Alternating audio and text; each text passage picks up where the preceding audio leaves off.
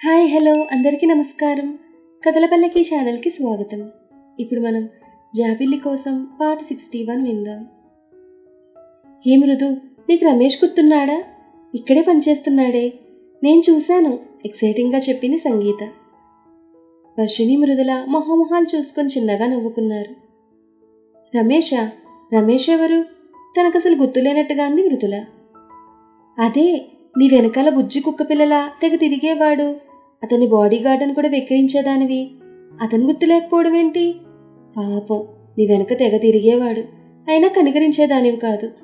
మనం కాలేజ్కి వెళ్ళేటప్పుడు వచ్చేటప్పుడు, బయటికి షాపింగ్కి గుడికి సినిమాలకి వెళ్ళేటప్పుడు ఎలా తెలిసేదో కరెక్ట్గా టైంకి ప్రత్యక్షమయ్యేవాడు. వదలకుండా నీ వెనకే ఫాలో అయ్యేవాడు. నువ్వు కనీసం అతని వైపు సరిగ్గా చూడకపోయినా మాట్లాడకపోయినా చాలా సిన్సియర్గా ఫాలో అయ్యేవాడు. చాలాసార్లు అతను మాకు కూడా చూపించావు కదా. లవ్ చేస్తున్నావో లేదో ఏదో ఒకటి చెప్పవే అంటే కొన్ని రోజులు తిరగని ఇలాగే బాగుందని అన్నావు కదా. పాపం, తిరిగి తిరిగి విసిగిపోయాడేమో. నీ వైపు నుంచి ఏ సిగ్నల్ రాకపోవడంతో మనం కాలేజ్ వదిలిపెట్టడానికి కొద్ది రోజుల ముందు నుంచి అనుకుంటా కనిపించలేదు. మళ్ళీ ఈరోజే చూస్తున్నాను. అలాంటి అతను గుర్తులేకపోవడం ఏంటే, మరీ ఘోరం. 2 ఏళ్ళు నీ వెనక తిప్పుకున్నావు, మర్చిపోయావా? పాపం రమేష్, నీ వెనక తిరిగే బదులు ఇంకే అమ్మాయి వెనక తిరిగినా ఈ పాటికి పెళ్లిపేటలు ఎక్కేవాడు. కాస్త కోపంగా అంది సంగీత. అయినా నేను నా వెనక తిరగమని అతనికి చెప్పానా ఏంటి? అతనికి లేని బాధ నీకేంటే అంది మృదుల. చిచి, నీకు అసలు హృదయమే లేదే. ఒక మనిషి మన గురించి అన్నాళ్ళుగా తిరుగుతున్నాడంటే ఎంత ప్రేమించుంటాడు? వర్షిణి వైపు ఓరగా చూసింది సంగీత. సంగీత ఇంటెన్షన్ అర్థమై వర్షిణి నవ్వుకుంది. అతని ప్రేమ నువ్వు అసలు అర్థమే చేసుకోలేదు. నీకంతగా ఇష్టం లేనప్పుడు ఆ విషయం సూటిగా చెప్పొచ్చు కదా, అంతేకాని ఇలా తిప్పించుకోవడం ఏంటే? సంగీత కోపంగా అంది. నేను అతనికి ఏ సమాధానం చెప్పలేదంటేనే అర్థం అతనంటే నాకు పెద్దగా ఇష్టం లేదనే కదా. ఆ మాత్రం అర్థం కాలేదా? అతనికి అర్థమయ్యే తప్పుకున్నాడు. అతని గురించి నువ్వు మరీ బాధపడకు అంది మృదుల. చిచి, ఇద్దరికిద్దరు సరిపోయారే బండ హృదయాలు అంటూ తిట్టింది సంగీత. ఇద్దరెవరే? నన్ను తిట్టావు ఓకే, ఇంకొకరెవరు అని అడిగింది మృదుల. మన ఎదురుగా ఉంది కదా మన బాస్, ఇంకా తగ్గని కోపంతో అంది సంగీత. వర్షిణీనా? ఆశ్చర్యంగా అంది మృదుల. అవును, దాని హృదయం కూడా నీలానే కఠినమైంది.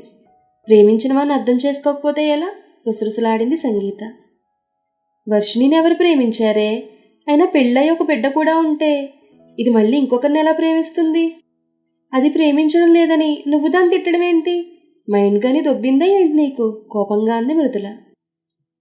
ఇషాన్ గురించి మృదులకు అసలేం తెలియదు. అతను ఇక్కడే ఉన్నాడని వర్షిణిని కలుసుకున్నాడని ఏం చెప్పలేదు. అనవసరంగా ఎందుకులే ఎక్కడో ఉన్నదని చెప్పడం.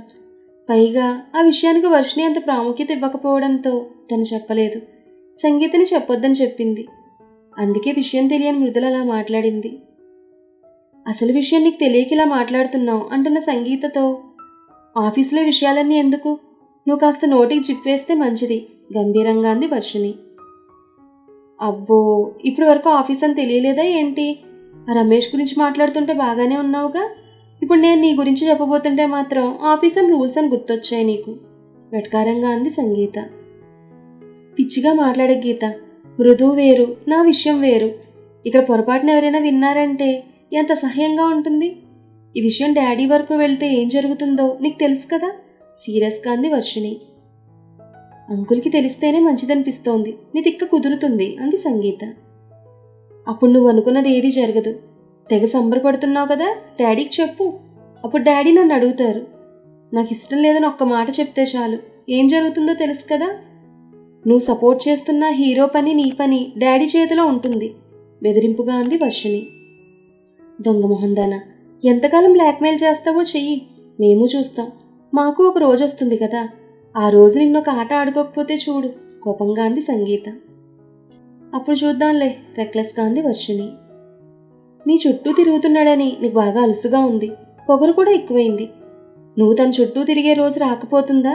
నేను చూడకపోతానా? పళ్ళు నూరుతూ అంది సంగీత. అలా కళ్ళు కంటూనే ఉన్నాడు మీ ఇద్దరు, వ్యంగ్యంగా అంటూ. అయినా ఈ విషయం గురించి ఇంక మాట్లాడొద్దని నీకు ముందే చెప్పాను కదా గీత, కాస్త కోపంగా అంది వర్షిణి. నువ్వు చెప్తే వినాలని రూల్ ఏమైనా ఉందా? నా ఇష్టం తిక్కగా అంది సంగీత.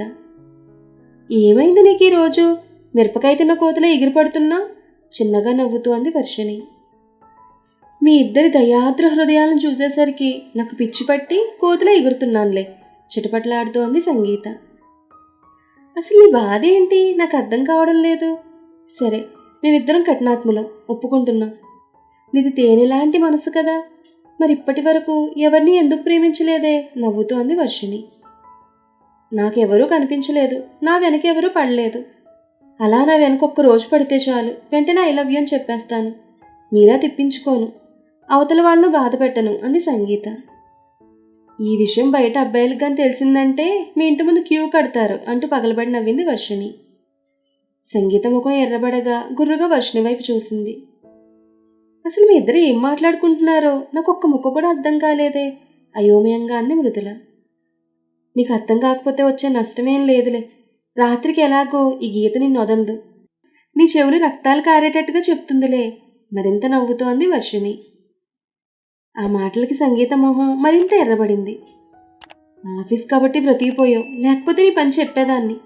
రాత్రికి దొరుకుతావుగా, నా చేతిలో అయిపోయావు ఉక్రోషంగా అంది సంగీత. ఏడ్సావులే మరింత కిర్రెక్కించింది సంగీతని. బాగా ముదిరిపోయావే పళ్ళు పటపటలాడించింది సంగీత. ఆపండి మీ ఇద్దరు, చిన్నపిల్లలా గొడవ పడుతున్నారు. ఆకలి అవుతోంది, భోజనం చేద్దామా అంది మృదుల. వీరిద్దరి పంచాయతీ ఇప్పుడు తీరేటట్టుగా లేదని. 1 minute మృదు అని వర్షిణి అంటుండగా డోర్ నాక్ చేసిన శబ్దం వినపడింది. కమీన్ అంది వర్షిణి. రాగమాలిక లోపలికి వస్తూ, గుడ్ ఆఫ్టర్నూన్ మేడం, రమ్మని మెసేజ్ చేశారు. అకౌంట్స్లో ఏదైనా డౌటా మేడం అని అడిగింది. రాగా, నాతో లంచ్ చేస్తామని పిలిచానంతే. డౌట్లు కూడా ఉన్నాయనుకో, తర్వాత డిస్కస్ చేద్దాం అంది వర్షిణి. మీతో లంచా? ఆశ్చర్యంగా అంది రాగమాలిక. ఎందుకంత ఆశ్చర్యపోతున్నావు? నాతో లంచ్ చేయకూడదా ఏంటి? కూర్చోమని సైగ చేస్తూ అంది వర్షిణి. అలా అని కాదు మేడం, కంగారుగా అంది రాగమాలిక. మరింకేంటి? రాగమాలిక ముఖంలో సంకోచం చూస్తూ ఉంది. CEO మేడం, వచ్చిన 2-3 రోజుల్లోనే ఒక ఎంప్లాయీతో లంచ్ చేయడం చూస్తే మిగతా ఎంప్లాయీస్ అంతా వేరేగా అనుకుంటారు మేడం. ఇందులో వేరేగా అనుకోవడానికి ఏముంది రాగా? అనుకునేవాళ్ళు ఎప్పుడూ ఏదో ఒకటి అనుకుంటూనే ఉంటారు, వాళ్ళ గురించి పట్టించుకోకూడదు. నీకు నాతో లంచ్ చేయడం అభ్యంతరమైతే చెప్పు, నేనేం అనుకోను అంది వర్షిణి. చచా, అలాంటిదేం లేదు మేడం, నేను లంచ్ తెచ్చుకున్నాను గాబరాగా అంది రాగమాలిక. ఓ, నీ లంచ్ వేస్ట్ అవుతుంది అనుకుంటే తీసుకొచ్చేయి, అందరం షేర్ చేసుకుందాం రాగా అంది వర్షిణి. ఈ అమ్మాయి ఎవరు? వర్షిణి ఇంత ప్రాధాన్యత ఇస్తోందన్నట్టుగా రాగమాలిక వైపు పరిశీలనగా చూసింది సంగీత. చాలా అందంగా, చూడడానికి అమాయకంగా కనిపిస్తోంది. ఇంకా చూస్తావే రాగా, వెళ్ళి నీ బాక్స్ తీసుకురా అంది వర్షిణి. అది మేడం, మరోసారి ఎప్పుడైనా సంగీత వాళ్ళ వైపు చూస్తూ నసిగింది రాగమాలిక. స్వయంగా CEO మేడం లంచ్కి పిలిస్తే తినడానికి ఏం మాయరోగం? చిన్నగా గొణిగింది మృదుల. కానీ అది అందరికీ వినబడింది. రాగమాలిక కస్సుమంటూ మృదుల వైపు కోపంగా చూసింది. ఏ మృదు, ఏం మాటలవి మందలింపుగా అంటూ. నీకంత ఇబ్బందిగా ఉంటే వద్దులే రాగా అంది వర్షిణి. అదేం లేదు మేడం, మీరు నన్ను లంచ్కి ఇన్వైట్ చేయడం నా ఆనర్గా భావిస్తున్నాను. Thank you very much madam, ఇప్పటికే లేట్ అయినట్టుంది నా వల్ల. రండి భోజనం చేద్దాం అంది రాగమాలిక. దీనికి థ్యాంక్స్ ఎందుకు రాగా, మా ఫ్రెండ్స్తో పాటు నువ్వు కూడా ఉంటే బాగుంటుందని పిలిచాను. నువ్వు ఎంప్లాయీవి మాత్రమే కాదు, నా ఫ్రెండు కూడా అంది వర్షిణి. తమ బాస్ తన ఫ్రెండ్ అనడంతో రాగమాలిక మొహం సంతోషంతో వెలిగిపోయింది. థ్యాంక్ యూ మేడం, నన్ను కూడా మీ ఫ్రెండ్గా భావించినందుకు అంది. వర్షిణి చిన్నగా నవ్వుతూ, తన సంగీత నా బెస్ట్ ఫ్రెండ్, ఇప్పుడు కాస్త ఎనిమి కూడా అయిందనుకో చిలిపిగా అంటూ. తను మృదుల, నీకు పరిచయమే కదా అంది. అవునవును, మామూలు ఎనిమి కాదు గుర్రుమంటూ వర్షిణి చూస్తూ అంది సంగీత. వాళ్ళిద్దరి మధ్య ఏదో చిలిపి తగాదా అయిందని అర్థం చేసుకున్న రాగమాలిక నవ్వుకుంటూ హలో మేడం అంటూ సంగీతను విష్ చేసింది. మేడం ఏంటి, మా వర్షిణికి ఫ్రెండ్ అంటే నాకు ఫ్రెండ్వే, సంగీతాన్ని పిలువు స్నేహంగా అంది. సరే మేడం అంది రాగమాలిక. అదిగో మళ్ళీ మేడం అంటున్నావు చిరుకోపంగా అంది సంగీత. సరే సంగీత నవ్వుతూ అంది రాగమాలిక. అది ఇప్పుడు నచ్చావు. ఇక నుంచి మన ఇద్దరం ఒక జట్టు. రేపటి నుంచి నేను ఇక్కడే వర్క్ చేసేదంది. ఏ డిపార్ట్మెంట్? సంతోషంగా అడిగింది రాగమాలిక. ఈవిడ గారి దగ్గర నేను పనిచేసి తట్టుకోగలనా? అంత లేదమ్మా నాకు. మాకు ప్రాజెక్ట్ ఇచ్చారు, అది వర్క్ చేయడానికి ఈ ఆఫీస్లో సెటప్ చేశారు, అది నేనే చూసుకుంటానంది సంగీత. నా దగ్గర నుంచి తప్పించుకున్నాను అనుకుంటున్నావా? పిచ్చి గీత, ప్రాజెక్ట్ నేనే స్వయంగా మానిటరింగ్ చేస్తుంటాను. ప్రతిరోజు ఈవినింగ్ కల్లా ఆ రోజు వర్క్ సబ్మిట్ చేసి వెళ్ళాలి. టైంకి ప్రాజెక్ట్ అవ్వలేదంటే అప్పుడుంటుంది నా చేతిలో నీకు, కళ్ళెగరేస్తోంది వర్షిణి. తూచ్, నేను ఒప్పుకోను. ఇదేంటి, మేమన్నా నీ ఎంప్లాయీస్మా రోజు వర్క్ సబ్మిట్ చేయడానికి? నువ్వు చెప్పిన టైం ప్రకారం ప్రాజెక్ట్ కంప్లీట్ చేయకపోతే అప్పుడు అనాలి. ప్రతిరోజు మా వర్క్లో వేలు పెడతానంటే నొప్పుకోను. సంగీత ఎగిరిపడింది. సంగీత ముఖం చూసి మిగతా ముగ్గురికి తెగ నవ్వొచ్చింది. కానీ అందరూ బలవంతంగా ఆపుకున్నారు. ఒప్పుకోక ఏం చేస్తావేంటి? చైర్లో వెనక్కి వాలుతూ యాటిట్యూడ్గా అంది వర్షిణి. అసలు ప్రాజెక్ట్ ఓకే చేసేటప్పుడు ఇలాంటి రూల్స్ ఏమైనా పెట్టారా ఏంటి? అన్నయ్య సైన్ చేశాడా? మేము ప్రాజెక్ట్ మీకు అనుకున్న టైంకి ఇవ్వడం మా బాధ్యత. అది నెరవేర్చకపోతే అప్పుడు అడగండి. అంతేగాని ప్రతిరోజు మీరు చెక్ చేయడం ఏంటి? మొహం అదోలా పెడుతూ అడిగింది సంగీత. ఇదే మొక్క అన్నయ్యకి ఫోన్ చేసి అడుగు, తాపీగా అంది వర్షిణి. అడుగుతాను, నాకేం భయమా ఏంటి? ఇంకెందుకు ఆలస్యం, ఫోన్ చేయి, తను ఫోన్ ఇస్తూ అంది. నా దగ్గర ఫోన్ ఉంది. మొహం చిటపటలాడిస్తూ ఆనంద్కి ఫోన్ కలిపింది. ఫోన్ లిఫ్ట్ చేసిన ఆనంద్, గీత, ఆఫీస్కి వెళ్ళావా అన్నాడు. వెళ్ళాను. మన ఆఫీస్ సెటప్ అదంతా చేసేశారా? నువ్వు దగ్గరుండి చూసుకున్నావా అన్నాడు. ఇప్పటి వరకు అక్కడే ఉన్నానులే, ఇంకా వర్క్ ఉంది. మన ప్రాజెక్ట్ గురించి నీతో మాట్లాడాలంది. ఏం మాట్లాడాలి? ఆశ్చర్యంగా అడిగాడు ఆనంద్. మనం ప్రతిరోజు చేసే వర్క్ వర్షిణి వాళ్ళకి సబ్మిట్ చేయాలని ఏమైనా సైన్ పెట్టావా ఏంటి నువ్వు అని అడిగింది సంగీత. ఎందుకు అడుగుతున్నావు? ఆశ్చర్యంగా అడిగాడు. వర్షిణి అంటోంది మనం ప్రతిరోజు వర్క్ సబ్మిట్ చేసి వెళ్ళాలని. తమ మధ్య జరిగిన విషయం అంతా అదని చెప్పింది. ఆనంద్కి విషయం అర్థమైంది. అవును, వాళ్ళు ఏం చెప్పినా చేస్తానని, వాళ్ళ ఇష్ట ప్రకారమే ప్రాజెక్ట్ నడిపిస్తానని సైన్ చేశాను. కాబట్టి వాళ్ళు ఏం చెప్పినా చేయాల్సిందే అన్నాడు ఆనంద్. ఆ మాటతో సంగీత ముఖంలో రంగులు మారాయి. అసలు అలా ఎలా సైన్ చేస్తావు పిచ్చి పిచ్చి కండిషన్లు పెడితే? అన్న మీద విరుచుకుపడింది సంగీత. ఎందుకే అంతలా గాడిదలో ఓన్రు పెడతావు? ఇప్పుడు అదేమంత పెద్ద సమస్య? ఎలాగో మనం రోజు వర్క్ చేస్తుంటాం, అదే వర్క్ సబ్మిట్ చేస్తే పోలా? దానికి ఎందుకు అంతలా అరుస్తున్నావు అన్నాడు. చేస్తాం, కాదండం లేదు. ఒక్కొక్క రోజు కుదరక చేయకపోతే పరిస్థితి ఏంటి? పనిష్మెంట్లు ఇస్తారా ఏంటి? అసలు ఈ రూల్స్ ఏంటి? టైంకి ప్రాజెక్ట్ అప్పచెప్పడం వేరు, ఇలా రోజు వాళ్ళ కింద పనిచేసే వాళ్ళలా సబ్మిట్ చేయడం వేరు. మరింత మండిపడింది. మన దగ్గర ఉన్న వాళ్ళందరూ జెమ్స్, నువ్వేం కంగారు పడాల్సిన అవసరం లేదు. ఏ రోజు వర్క్ ఆ రోజు చేసేస్తారు.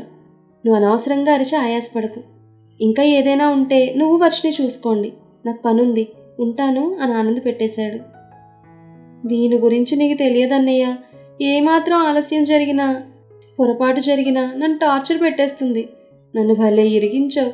ఇంటికొచ్చి నీ సంగతి చెప్తానని పళ్ళు నూరుకుంది సంగీత. అన్నయ్య ఏమన్నాడు? పెదాల వెనుక నవ్వు దాస్తూ అడిగింది వర్షిణి. అన్నయ్య ఏమంటాడో నీకు తెలియదా? పైగా విన్నావుగా మా మాటలు, మళ్ళీ అడుగుతావే? రుసరుసలాడింది సంగీత. అర్థమైంది కదా, రోజు నువ్వు నీ టీం నాకు వర్క్ సబ్మిట్ చేసే వెళ్ళాలి, ఎంత లేట్ అయినా సరే అంది వర్షిణి. చచ, మా డాడీ ఆఫీస్లో బుద్ధిగా పనిచేసుకున్నా పోయేది. నువ్విక్కడున్నావని డాడీ అన్నయ్య దగ్గర వర్క్ నేర్చుకోమ్మా అనగానే ఎగేసుకొచ్చాను చూడు, నాది బుద్ధి తక్కువ, మొహం మార్చుకుంటూ అంది సంగీత. వర్షిణి నవ్వుతూ, నిన్ను భరించలేకే అంకుల్ అన్నయ్య దగ్గర పంపించాడు. అన్నయ్య దగ్గర కూడా ఇలాగే వేషాలు వేస్తున్నావు. ఎప్పుడూ తీరిగ్గా లేచి ఆఫీస్కి వస్తున్నావని బాబాయ్ నా మీద నమ్మకంతో పంపించాడు. అయినా అది బద్ధకంతో సరిగ్గా నేర్చుకోవడం లేదు, ఏమీ అనలేకపోతున్నానని అన్నయ్య నా దగ్గర వాపోయాడు. నా దగ్గరకు పంపించమని చెప్పాను. ఎలా రాదేమో అన్నాడు అన్నయ్య. అప్పుడు చెప్పాను, మా ఆఫీస్లోనే పనిచేస్తే తను నా దగ్గరే ఉంటుంది కదా అని. ఈ ఆఫీస్ సెటప్ ఐడియా అంతా నాదే, డాడీకి చెప్పిందే నేను. ఈ విషయం అంకుల్కి కూడా చెప్పాను. మంచి పని చేశా. మా ఎవ్వరి మాట వినదు, కనీసం నీ దగ్గరైనా ఉంటే ఆ బద్ధకం వదులుతుందేమో అని నన్ను తెగ ప్రశంసించారు. కాబట్టి మై డియర్ గీత, నీకు ఇంకా వేరే ఆప్షన్ లేదు. చచ్చినట్టు నా దగ్గర పనిచేయాల్సిందే, నేను చెప్పినట్టు వినాల్సిందే నవ్వుతోంది వర్షిణి. వామ్మో, డాడీ అన్నయ్య నువ్వు కలిసి ఇంత కుట్ర నా మీద పన్నుతారా? గుండెలు బాధేసుకుంది సంగీత. సంగీతను చూసి ఈసారి ముగ్గురు నవ్వేశారు. ఎందుకే గీత కాస్త పనిచేయడానికి అంత బాధపడిపోతున్నావు? పోనీ నీకు రాదంటే అనుకోవచ్చు, అన్ని లాంగ్వేజ్లో సాఫ్ట్వేర్ అంతా నేర్చుకున్నావు కదే, పైగా స్టాఫ్తో వర్క్ చేయించడమే కదా అంది మృదుల. బా, ఈ ప్రాజెక్ట్ నేను కూడా చేయాలి. నాకు ఈ టైం బాండ్ లీవ్ అంటే నచ్చవే, ఫ్రీగా ఎప్పుడు పడితే అప్పుడు చేయొచ్చంటే ఎంత హ్యాపీగా చేస్తానో అంది. 1 సంవత్సరం ఇస్తాను, నీ ఇష్టం వచ్చినప్పుడు చేస్తావా? వెటకారంగా అంది వర్షిణి. ఆ మాటకి వర్షిణి వైపు గుర్రుగా చూసింది సంగీత. 3 monthsలో ప్రాజెక్ట్ అవ్వాలి, లేకపోతే ఊరుకునేది లేదు అంది వర్షిణి.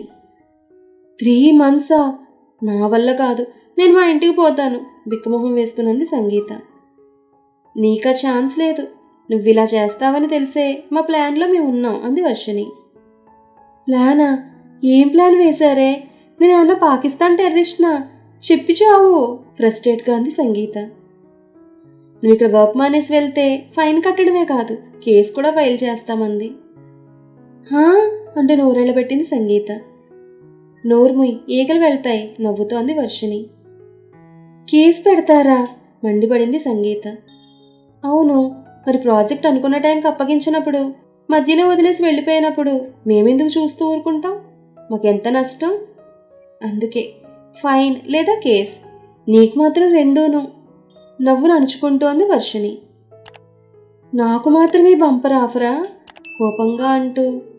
అలా ఎలా చేస్తారు? నేను ఇక్కడ పనిచేస్తానని కాంట్రాక్ట్ అది వాటి మీద సైన్ చేయలేదు కదా అంది సంగీత. మొన్న అన్నయ్య ఏవో డాక్యుమెంట్స్ ఇచ్చాడు కదా? ఇచ్చాడు. అయితే అయోమయంగా అడిగింది సంగీత. అప్పుడు తమను చదవకుండా ఏదో సెలబ్రిటీ తమ అభిమాని ఆటోగ్రాఫ్ అడిగితే ఇచ్చే లెవెల్లో టపటపా సంతకాలు బరికావుగా. అవును, నువ్వు ఇక్కడ పనిచేస్తావని ఒప్పుకొని సైన్ పెట్టిన కాంట్రాక్ట్ పేపర్స్ తాపీగా అంది వర్షిణి. అమ్మ నాన్న సచ్చినోడా, ఎంతలా ఇరికించావురా నిన్ను నమ్మినందుకు. ఎప్పుడో ఒకప్పుడు నా చేతిలో భారీ మూల్యం చెల్లించుకోక తప్పదు శపథం చేసింది సంగీత. ఆ మాటలకి వర్షిణి, మృదుల, రాగమాలిక పడి పడి నవ్వారు. వాళ్ళందరి వైపు బుసలు కొడుతూ చూసింది సంగీత. చూసింది చాలే, ఇక భోంచేద్దాం రండి, టైం అవుతోంది అంటూ లేచింది వర్షిణి. మిగతా ఇద్దరూ లేచారు. కానీ అలాగే కూర్చున్న సంగీతతో, ఏ భోజనం చేయవా? పాపం చాలా బాధలో ఉన్నట్టున్నా, ఏం చేస్తావులే అంటూ, రండి మనం చేద్దాం అంది వర్షిణి. ఎందుకు చేయను? మీ మీద కోపంతో భోజనం చేయకపోతే నాకే బొక్క. ఎలాగైనా మీ మీద ప్రతీకారం తీర్చుకోకపోతే నన్ను అడగండి అంటూ తానే ముందు వెళ్ళింది సంగీత. నవ్వుకుంటూ అందరూ ఆమెను అనుసరించారు. భోజనం దగ్గర కూడా వర్షిణి సంగీతని ఏడిపిస్తూ తెగ ఎంజాయ్ చేసింది. చెప్తానే వర్షిణి, నువ్వు నాకు దొరుకుతావు, దొరికెక్కడికి పోతావులే లోపల గింజుకుంటూ అనుకుంది సంగీత. భోజనాలు మొత్తం సరదా కబుర్లతో సాగిపోయింది. వదినా మరదలు మాత్రం ఒకరివైపు ఒకరు గుర్రుగా చూసుకుంటూనే ఉన్నారు. భోజనాల తర్వాత మళ్ళీ ఎవరి పనిలోకి వాళ్ళు వెళ్ళిపోయారు. ఆఫీస్ టైం అవుతుండగా కృష్ణ చైతన్య, ఇషాన్ వచ్చారు వర్షిణి ఛాంబర్కి. అక్కడే ఉన్న మృదుల ఇషాన్ని చూసి కళ్ళు తేలేసింది. షాక్తో అతని వైపు అలానే చూస్తుండిపోయింది. ఈరోజేంటి నాకు ఇన్ని షాకులు తగులుతున్నాయి? ఫస్ట్ రమేష్, తర్వాత రాగా, ఇప్పుడు ఇషాన్ అనుకుంటూ అతని వైపు గుట్లప్పగించి మరీ చూడసాగింది.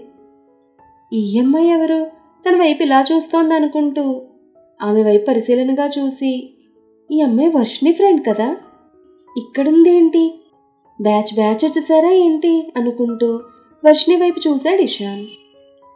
మన తర్వాత ఏం జరిగిందనేది నెక్స్ట్ ఎపిసోడ్లో తెలుసుకుందాం. ఈ కథ మీకు నచ్చితే లైక్ చేయండి, షేర్ చేయండి, కామెంట్ చేయండి. అలాగే మన కథల పల్లకి ఛానల్ని సబ్స్క్రైబ్ చేసుకుని పక్కనే ఉన్న బెల్ ఐకాన్ని క్లిక్ చేయడం మాత్రం మర్చిపోకండి. ధన్యవాదాలు.